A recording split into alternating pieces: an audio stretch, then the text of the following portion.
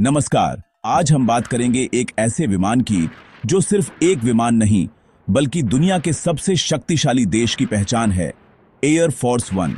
जब भी अमेरिकी राष्ट्रपति विदेश जाते हैं, आप एक शानदार नीले सफेद रंग का हवाई जहाज जरूर देखते होंगे।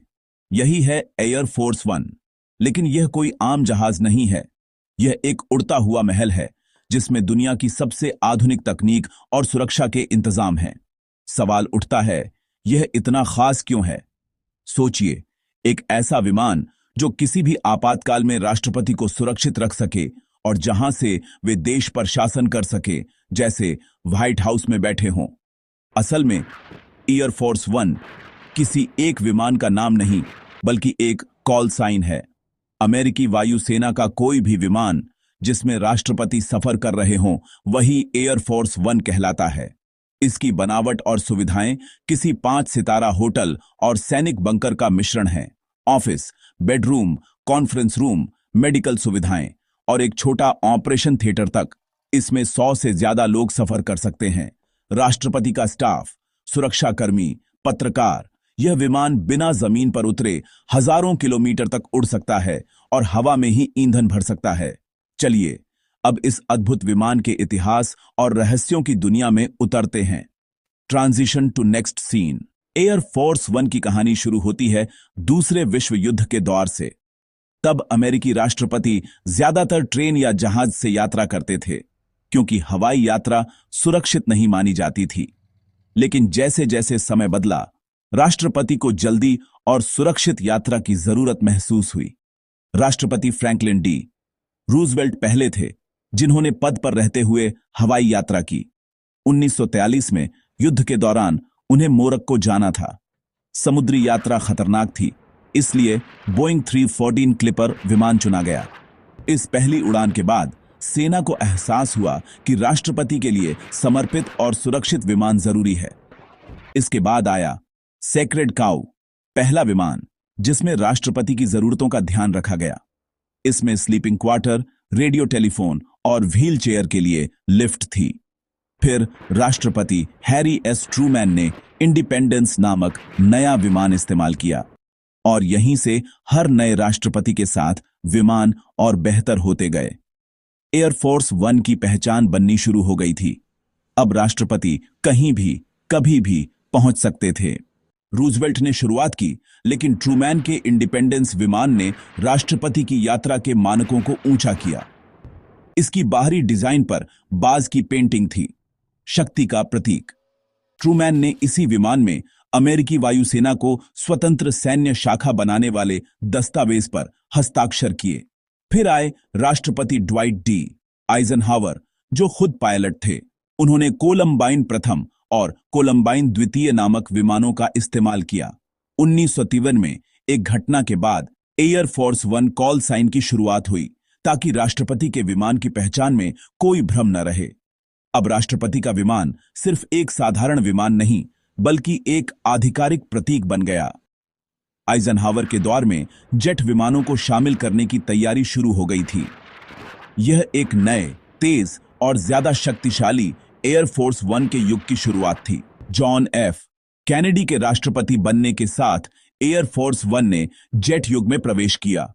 बोइंग 707 जेट विमान को राष्ट्रपति के लिए खास तौर पर तैयार किया गया। इसका डिजाइन और रंग योजना कैनेडी और जैकलीन कैनेडी की सोच का नतीजा थी। प्रसिद्ध डिजाइनर रेमंड लोवी ने इसे नया रूप दिया। नीला सफेद रंग, सुनहरे अक्षरों में यूनाइटेड स्टेट्स ऑफ अमेरिका और पूंछ पर अमेरिकी ध्वज। यह विमान आधुनिकता और शक्ति का प्रतीक बन गया। इसमें राष्ट्रपति के लिए निजी स्वीट, कॉन्फ्रेंस एरिया और उन्नत संचार प्रणाली थी। कैनेडी ने इसी विमान से बर्लिन यात्रा की और ऐतिहासिक भाषण दिया। दुर्भाग्य से यही विमान कैनेडी की हत्या के बाद उनके पार्थिव शरीर को वॉशिंगटन लाया और इसी में लिंडन बी जॉनसन ने राष्ट्रपति पद की शपथ ली। यह विमान राष्ट्र के सुख दुख का साथी रहा है। Transition to next scene.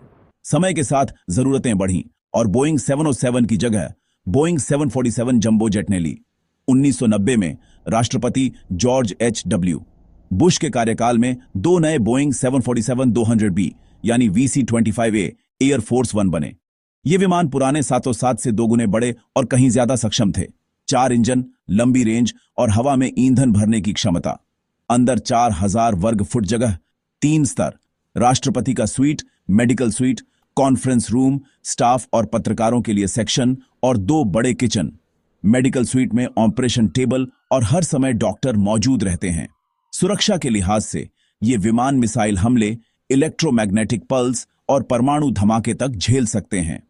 संचार प्रणालियां इतनी सुरक्षित हैं कि राष्ट्रपति हर हाल में देश के सैन्य और नागरिक नेतृत्व के संपर्क में रह सकते हैं। बुलेट प्रूफ खिड़कियां, मजबूत ढांचा, यह सचमुच एक उड़ता हुआ किला है। Transition to next scene. Air Force 1 की सुरक्षा किसी फिल्म से कम नहीं।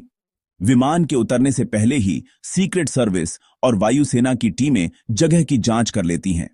हवा में एयर फोर्स 1 कभी अकेला नहीं उड़ता। साथ में लड़ाकू विमान और डूम्सडे प्लेन भी होते हैं जो परमाणु युद्ध जैसी आपदा में भी काम कर सकते हैं।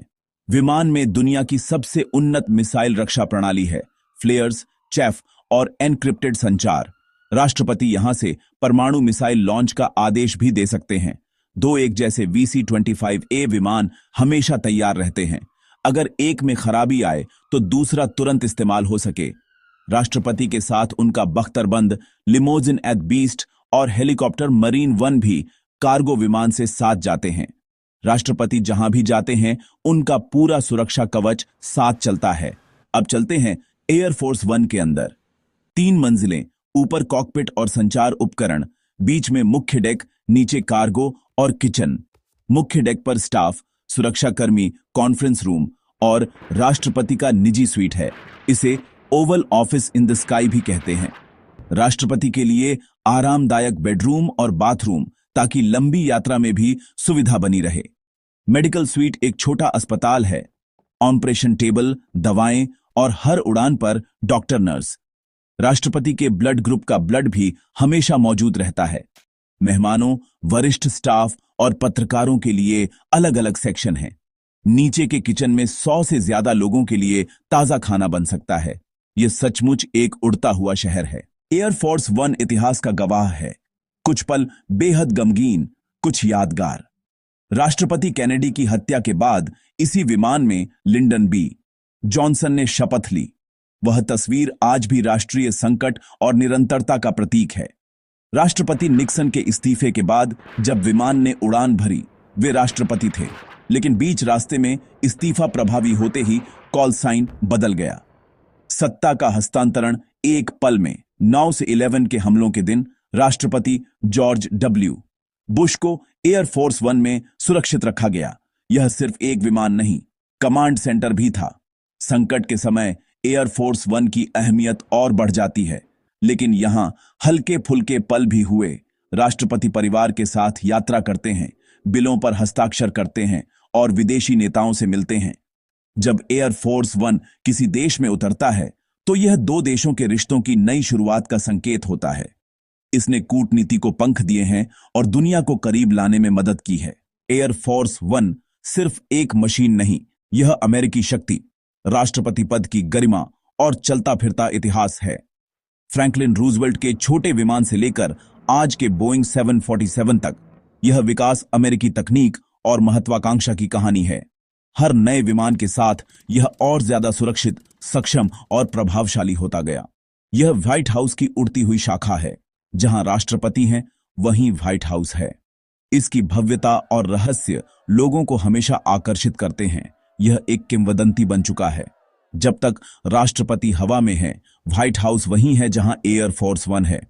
राष्ट्रपति बदलते हैं, पार्टियां बदलती हैं, लेकिन एयरफोर्स 1 उड़ता रहता है। यह लोकतंत्र की निरंतरता का प्रतीक है। अगली बार जब आप इसे देखें तो इसे सिर्फ एक विमान नहीं, बल्कि एक पहचान, एक इतिहास और एक प्रेरणा के रूप में देखें। धन्यवाद।